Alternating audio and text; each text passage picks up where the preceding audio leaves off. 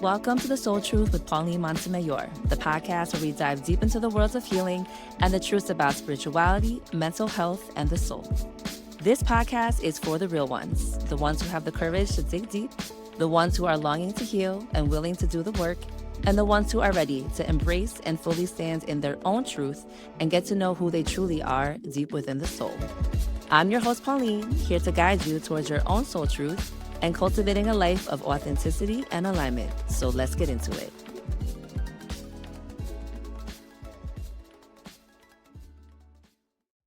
Welcome back to The Soul Truth with Pauline Montemayor. On this episode, I'll be sharing more about the healing power of authenticity and soul power, and the importance of finding safety within and around yourself.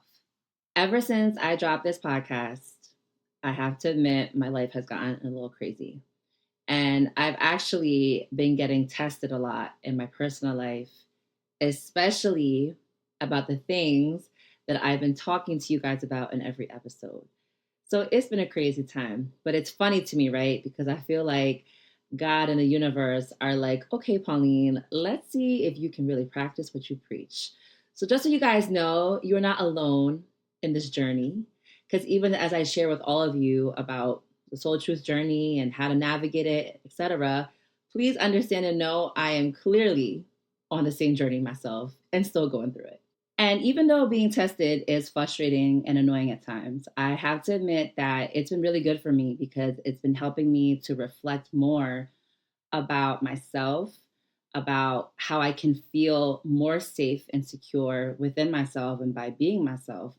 And it's also allowed me to see how I've grown, right? And the things that I've actually gotten better with and have improved on, and also the things that I still need to keep working on or letting go of or trying to get better. So when I was thinking a lot about this episode and about everything I've been going through the past month and a half, one of the things that came to mind is that there's a lot of people in this world that don't really feel safe being themselves. And I myself have definitely been one of those people. And this is not to judge folks, I'm not trying to do that at all. But if we look at today's society and we look at how people are living and moving, you can see it, right? Look at how many people are changing who they are, changing how they look, copying other people, copying other people's lifestyles, even other people's faces, and that to me does not scream security and confidence and safety. It says the opposite. And I think we live in a time where authenticity and being genuine and real is rare. Real is truly rare these days.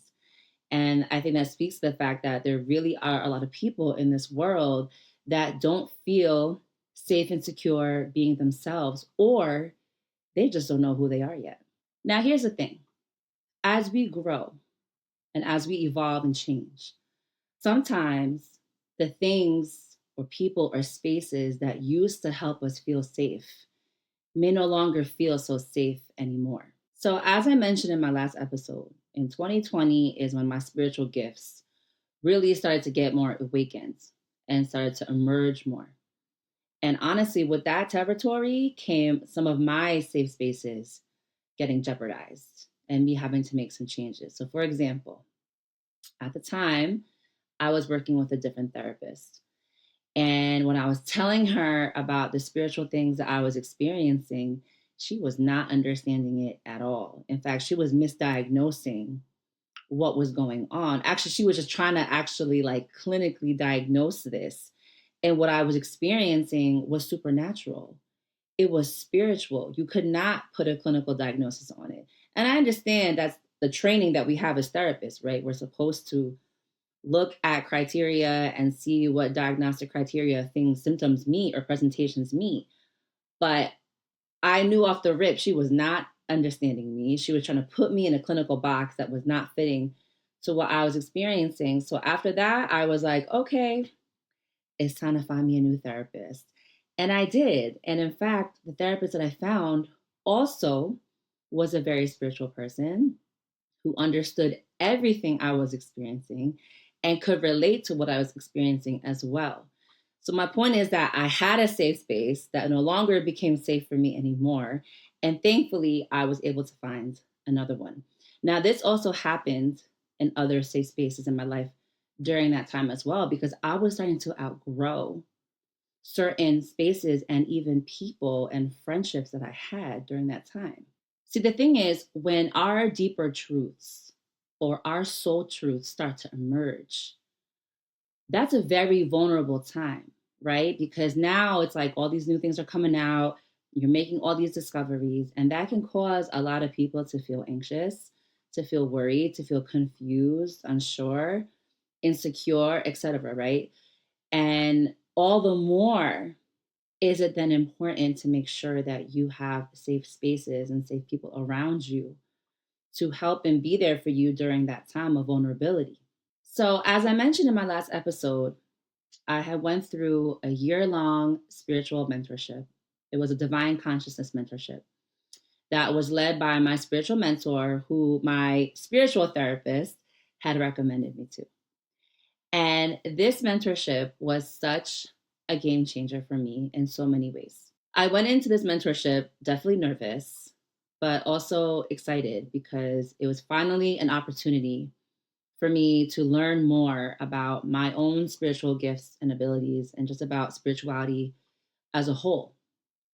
And what I got out of that experience was so much more than just that. The mentorship experience ended up becoming a very safe space for me. And the coolest thing about it was I met other people who were just like me. There were 10 of us that were mentees in the group. And so many of them, actually, everybody in there was spiritually gifted and had spiritual abilities. But I think the dopest part was that a lot of them had a very similar background to me, as in a lot of them grew up Catholic or grew up in religious homes. And we had all these conflicting feelings about who we were and these spiritual gifts and abilities that we knew we had. And we knew we were supposed to do something with them to help people, but we really just didn't know what to do. So it was really validating, right? And comforting to connect with other people who were like me, who had a similar background to me, who were gifted like me, in a spiritual sense. And that in itself created such a sense of safety. And because of that, we were able to share so much with each other, share some of our deepest like truths and feelings and experiences with each other. There was so much that we processed together as a group just to help us to grow, right? And to shed these old skins that we had and to let go of all the things that had been holding us back our entire lives from really being able to step fully into our own soul power and use the spiritual gifts and abilities that we have been blessed with to help other people in this world. Throughout this mentorship, I learned so much from my mentor, but I also learned from all the other mentees in the group. I learned from other spiritual teachers that had come in to share their sacred wisdom and knowledge and experiences with us. So my hope was fulfilled in the sense of learning so much more about spirituality. But I think one of the dopest parts about the whole experience, when I look back about it now, is how safe I felt within that group, within that container. This was an incredibly vulnerable time for me because this was about a year after my father had passed away. And on top of that, vulnerability of my grief, I'm now trying to understand who I am, what are these, spiritual, supernatural things I'm experiencing, and what I'm supposed to do with it, right? And I think that is why my mentorship group was so powerful and so healing, is because it was a safe space for me to heal. And it was a safe space for me to finally be able to explore these really deep, spiritual, soulful parts of who I am. And it also became a safe space for me to really learn how to use my spiritual gifts and abilities and help other people with them. And just being able to connect with other like-minded, spiritual people who were like spiritually weird, just like me, as I like to call it, was so validating and so empowering and healing. And it was very liberating because these were things that I can't just talk about with anybody. And to this day, I still can't. Like, I can't just get into all this spiritual stuff with just anyone because some people are not going to understand it or want to understand it, or going to look at me sideways like, okay, Pauline, you're on one with this. But to be in a space with everyone who spoke my language, yo, that was fire.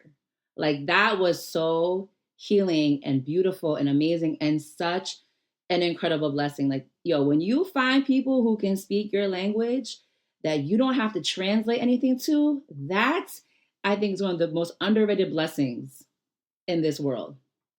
Because that is hard to find these days. But when you find those people who get you and who speak your language, please hold on to them.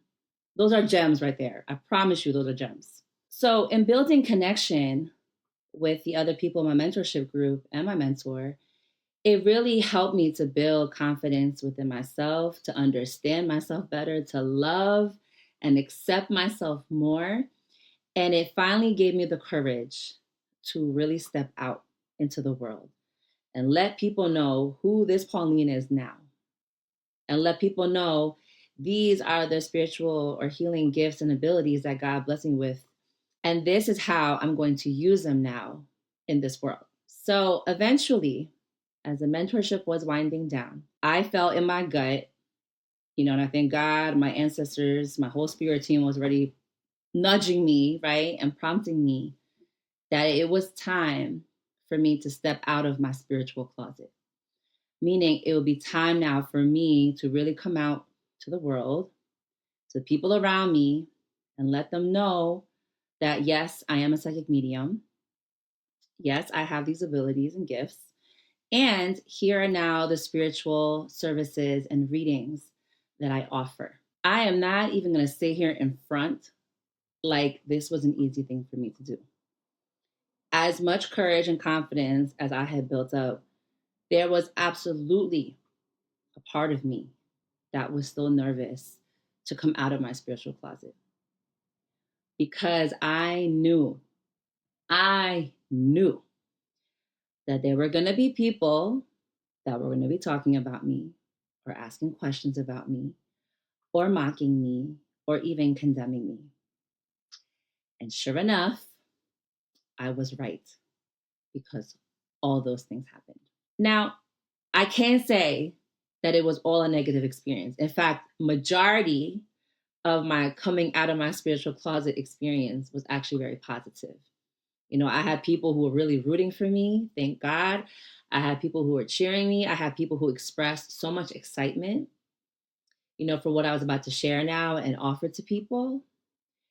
But I also had people that told me that what I was doing was evil, that told me I was doing spiritually dangerous things, that were now questioning if I still believed in God, if I still prayed, that were questioning my spirituality, my faith, my beliefs. And that was crazy. And I had to be very selective about how I chose to handle these situations, right? Because the people that confronted me, I chose to not go to war with these people because what good is that, right? But instead, I chose to just appropriately respond with my own facts and truth about who I am and what I do, and let everybody know, yo, I'm not doing any type of evil devil's work. What I'm doing in my book is not sinful because what I'm doing is connected to God. It is for God and it's for God's people. But I knew that when I came out of my spiritual closet, that not everybody was going to understand me, that people were not going to agree with me. And I had to learn how to be okay with that. And I am. And I found that a lot of the people that were disagreeing with me or condemning what I was doing were not educated in the things that I've learned about, especially in regards to colonization. Because again, not to get into all this right now, that's for another episode. But if you really understood colonization, you would understand spirituality on a very different level beyond what organized religion has taught and told the world for how many years. The other fear I had was when I came out to my psychotherapy clients. Now, granted, a lot of my clients are spiritual people, and many of my clients have specifically sought me out as their therapist because they know I'm a spiritual therapist and I offer that space for spirituality to be integrated into the therapeutic process. But I also have some clients that don't really get down with it, which is totally fine. And some of them still don't to this day, which is also okay. But I was nervous. I was like, oh my gosh, are my clients going to look at me differently? Are some going to leave me? Are they not going to agree with this? And thankfully, my clients were so amazing about it. And so many of them were so excited that I was now incorporating and integrating these spiritual services and readings into their sessions if they wanted it. And a lot of them were so receptive to it, and it has elevated their healing process. It has brought in new elements to their therapeutic work. And I've seen just beautiful things come out of me being able to integrate my spiritual gifts and services into my therapy sessions. I have to say that, in full transparency here, that me being a Filipino and me being a psychic medium definitely could be quite controversial. And this is largely in part to how ingrained and enmeshed Catholicism is within the Filipino culture. And given that I have a lot of people that I know that are very traditional Filipino Catholics, I knew that when I came out of my spiritual closet, it might be a very tough crowd. As I mentioned in my last episode, I was part of a large Filipino charismatic Catholic community for about half my life. And I knew when I came out of my spiritual closet that there might be people within that community that was a very safe space for me for a very, very long time that wouldn't understand or support what I was doing. And that did happen. And of course, it's sad, right? Because to feel misunderstood or judged never really feels good. But I know in my heart that this is what I am meant to do. And I know that I would be dishonoring not only myself, but God and my ancestors if I were to stay in my spiritual closet and not share these spiritual gifts and abilities that they bless me with the rest of the world. So, despite being talked about or mocked about, I had to keep going because I knew that this is my soul truth. And it's up to me to keep living it out. And at the end of the day, it's not about anybody else. So if people want to misunderstand me, they can keep misunderstanding me. I think one of the most ironic things is that a lot of people that were part of that community that may not have fully supported or understood who I am and this part of me are actually people who witnessed me using my spiritual gifts before. Like a lot of them have seen it happen in real time. The only difference is that now I was coming out with it in a public way and just using different terminology that was not necessarily specific to Catholicism or Christianity.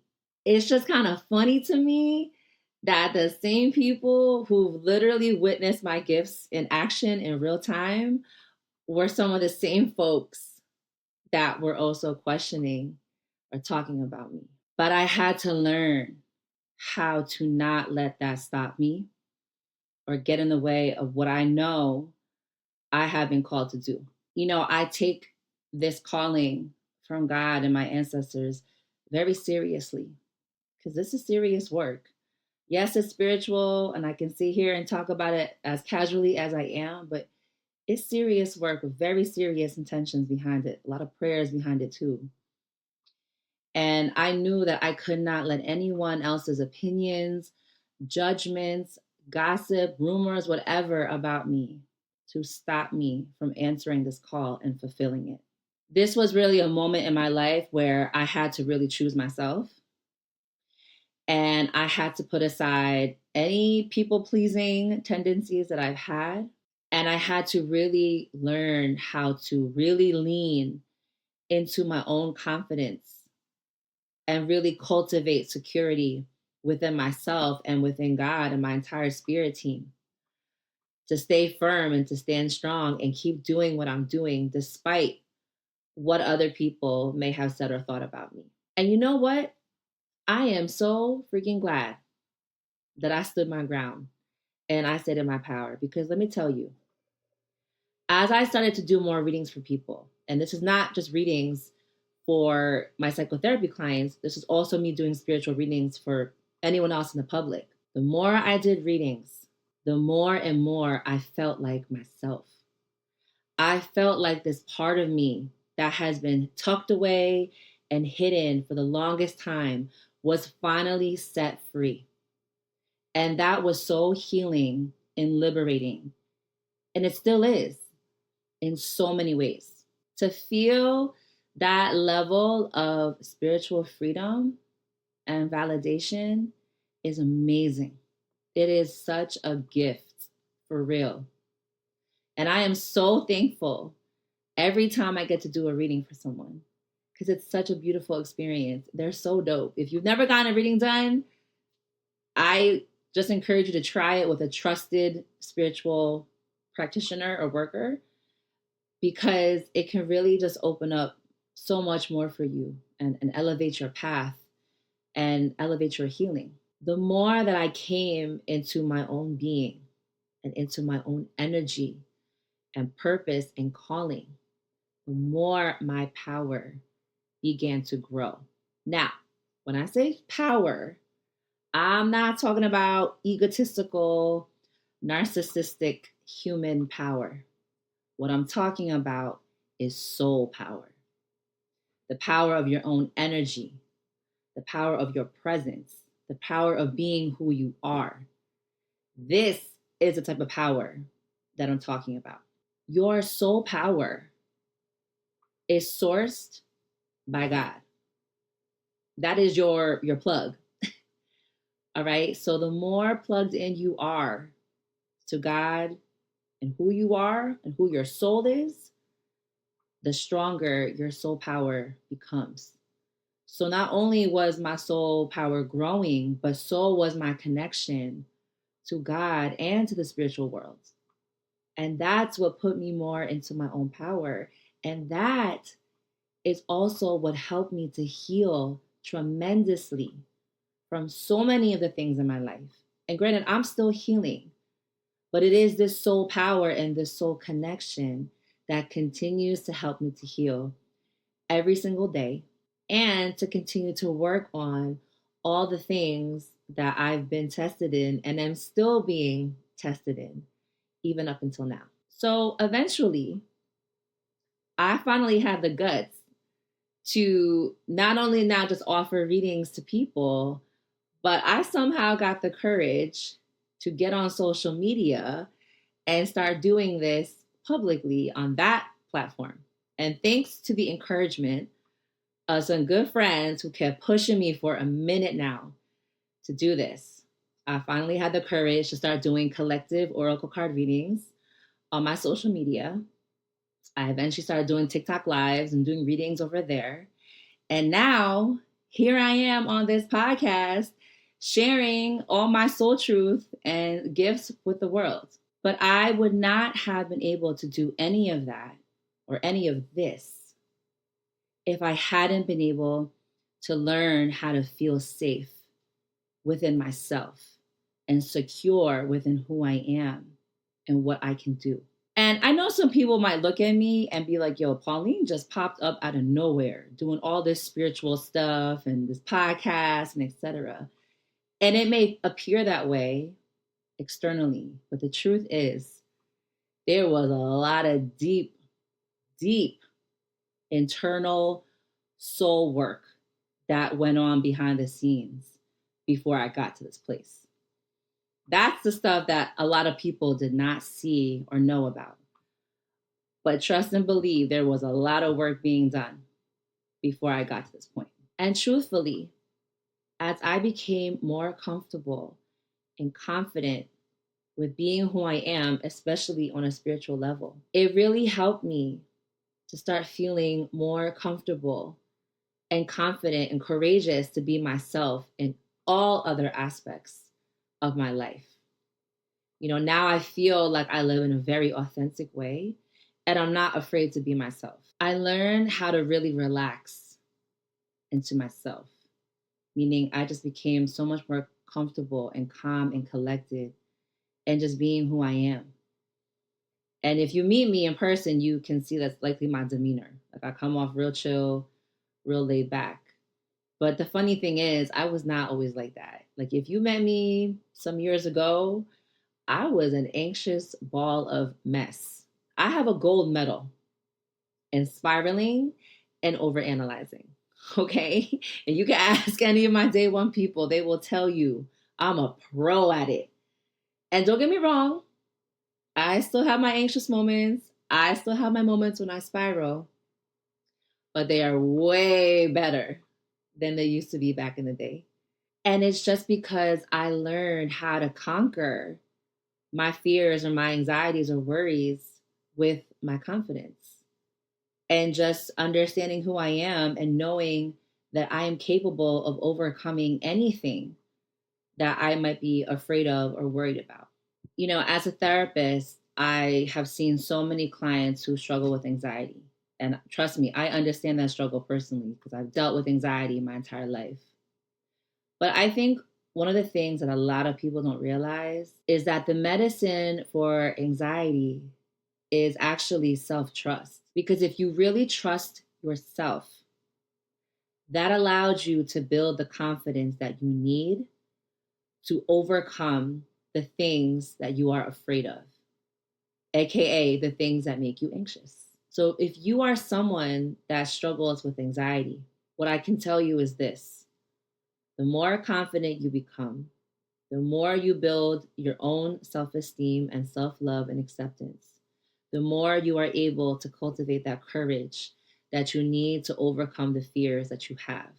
The more you trust yourself, the more that you will believe and know that you are able to conquer the things that trigger your anxiety. You have everything that you need inside of you to conquer anxiety or any other adversity or challenge that you face. But you got to tune in to that deeper part of you and build that safety and trust and security within yourself, which can then create and build the courage and the confidence that you need to actually face and overcome the obstacles that are in your way. So the key is to build that safety within yourself and around you too. This means the spaces you're in, the people that you are around, the things, activities that you engage in or participate in. The other part is to stop caring about what other people are going to think or say about you. And the honest truth is, I think majority of people have those moments when they may worry about what are people going to say about me or think about me or how are they going to act towards me, etc. It is human to have those moments of insecurity or doubt. To really step into your soul power and cultivate that pure authenticity, that realness of being who you are, it is about really learning how to trust yourself, how to trust what God gave you, and to use it in your life and in this world.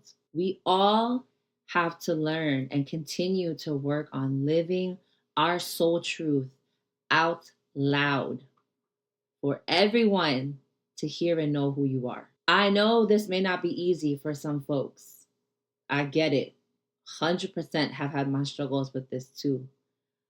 But when you can get to a space where you can truly be yourself unapologetically in every way, it is the most healing and liberating thing you can do.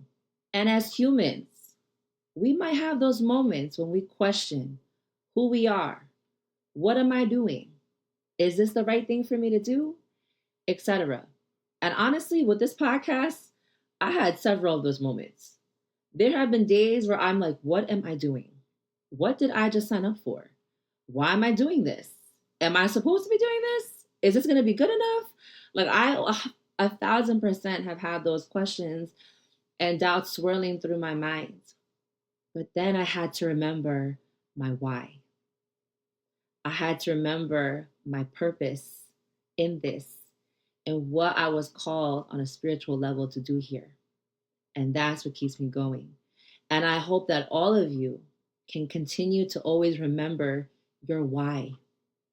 Remember why you are doing this, why you are who you are, why you are doing the things that you do, why you are being called to certain things, or why you are answering those calls. Always remember that purpose that your soul has and all the meanings and reasons behind it. And as I mentioned earlier in the episode, having a safe space is really important to the process of being able to build your soul power and your authenticity. And there may be times when you may have lost safe spaces in your life, or some of you may not feel like you have a safe space in your life. But guess what? Safe spaces can be built. To be honest, I only have a few safe spaces in my life, but it's about quality over quantity. But these are safe spaces that I found and cultivated, and you can do the same. You don't need to have a million people to do this. You don't need to have 20 groups of friends or 20 different communities to belong to do this. All you need is just a few folks who really get you and support you and understand you and vibe with you. Here's the thing, there are people out there for everybody. It's about finding your people. And you also got to trust that the universe and God are going to lead these people to you or you to them. But you have to ask for it. And you have to be open to these connections and open to these people and open to creating and growing these safe spaces in your life. And it doesn't matter how weird you may think you are, how different you may feel you are. There are people there for everyone. Trust me, I'm weird as hell. I tell people all the time, I'm freaking weird. Okay, I know it.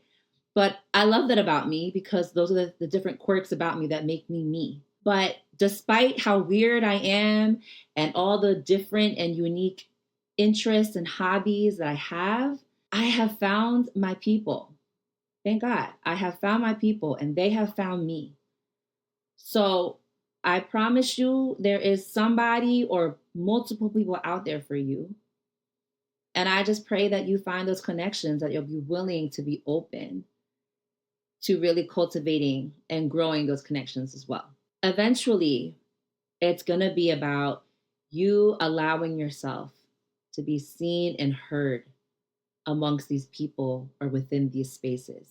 And when you do that, it's going to teach you how to feel safe and secure, not only within those spaces and around those people, but most importantly within yourself. Just like how I talked about my mentorship earlier, that was exactly what that space was for me. And I've been able to have that in other spaces in my life as well. And eventually, it'll be about you discovering more and sharing more of your soul truth within these spaces. Your soul truth is actually your safety net, but it may not always feel that way at first, which is why we tend to pull back or hide more of these deeper soul truth parts of ourselves. But this is why it's so important to find those spaces and those people that you can be yourself around, because it's going to allow you to get to know and explore these deeper parts of you even more. And eventually, you'll be able to find the confidence and security to not only be yourself, but to also share your soul truth with other people. And that is the most beautiful part. Authenticity breeds more authenticity. You never know sometimes how much you could be inspiring someone else by just being exactly who you are. So just keep being you. Just keep living at your soul truth. Just keep standing in your own authentic power and being everything that God has made you and called you to be. Don't let the haters stop you. And trust me, one thing I realized in adulthood is there are always going to be haters. Unfortunately, they do not go away in the human life, but haters are going to hate. All right. But it's about not letting the ignorance or the misjudgment or the misunderstanding by other people stop you or deter you or take you off course from being who you are and living out what you are meant to do. Living in my own soul power and authenticity has opened up so many more doors and taking me into spaces and places that I never could have imagined myself being in. And I believe in my heart that there is even more for me out there. But I hope you know that the same stands true for all of you.